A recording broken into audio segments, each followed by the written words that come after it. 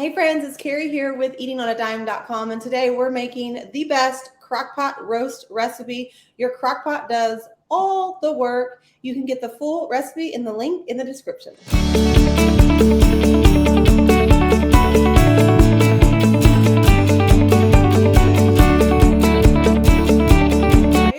Okay, so first thing we're starting off is a 2 to 3 pound roast. Now, if you're going to do a bigger roast, you're going to want to double the seasonings, right? But any kind of roast will work. Chuck roast, round roast, rump roast, any kind of roast that you can find on sale. This will also work for a pork roast as well.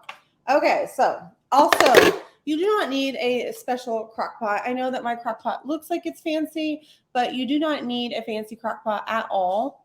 Any crock pot will work. Your grandma's crock pot will work. Every crock pot will work. Okay, so I got my roast already in my crock pot. We're going to add some onions quartered. The reason I quarter them is for my picky kids. They get the flavor of the onions, but they don't have to eat them. Okay. Just throwing this around the crock pot.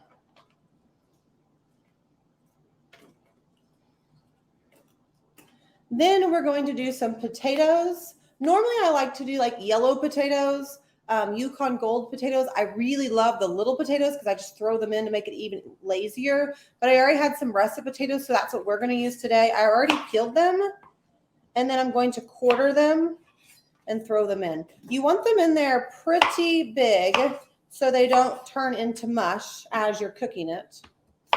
Now, if you really like your potatoes more kind of firm than like soft potatoes, I prefer my roast potatoes really soft, almost like they're mashed, because I want to like smash them in with the gravy and make it delicious. But if you don't like that, go ahead and prep your vegetables, but don't add them in until halfway through.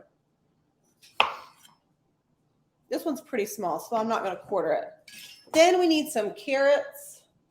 I'm going to do a quick, like what's this called? A quick peeling. And honestly, you don't even have to peel them if you don't want to. These are so soft and tender. Now you can add in any kind of green bean, or not green bean, sorry, any kind of vegetable that you want to add into this recipe, like green beans. Green beans would be amazing in this. Anything that you like in your roast, let me know. Also, some people like their roast with mashed potatoes, and sometimes we do that. So we just leave out the potatoes, and then I'll make mashed potatoes at the end of the day.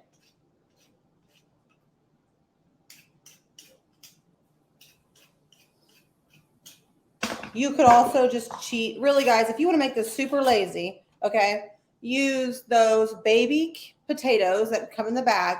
Just throw them in, and then use baby carrots and just throw them in, right? So you can make this recipe even lazier, because the hardest part right now is cutting up the vegetables. You could even do frozen onions to throw them in. So really, okay. Got that thrown in. Now we're going to do our seasonings. I forgot my seasoning spoon. We're going to need some minced garlic. How much?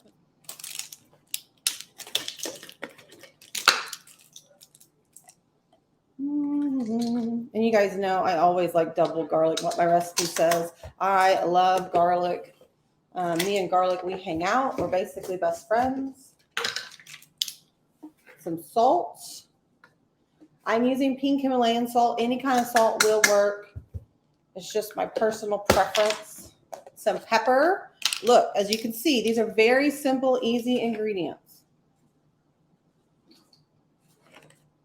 And then we're going to do Italian seasoning. This is all we need, friends. All we got to do is add some broth, and dinner's done. Okay, I was out of broth, so I used some bouillons to mix up. 4 cups. We're going to pour this right on top.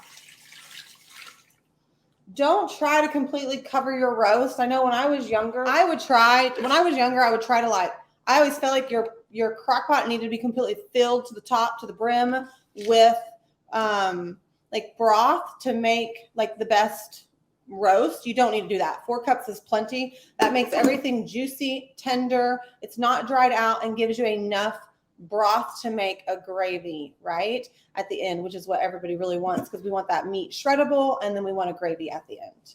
Okay, so that's how easy this is. We're going to cook this on low for 8 to 10 hours. I like my roast completely shreddable. When I was a kid, we called it fall apart meat. So I want the meat to completely fall apart just to make it super tender. So I'm going to cook it longer than what you would normally cook a roast. You can cook it on high to save time, but I feel like low and slow is the way to go with a roast. You can cook it on high, but it's never quite as tender. Anyway, cooking it on high is not quite as tender, so I definitely don't recommend that. Now, how to make the gravy. The gravy is super easy, and we teach you completely how to do that in the recipe card on the full recipe on eatingonadime.com. But I'll just give you a quick rundown. Basically, all we do is we take some of the broth from the crock pot and we whisk in a cornstarch slurry. A cornstarch slurry is just cornstarch and water whisked together.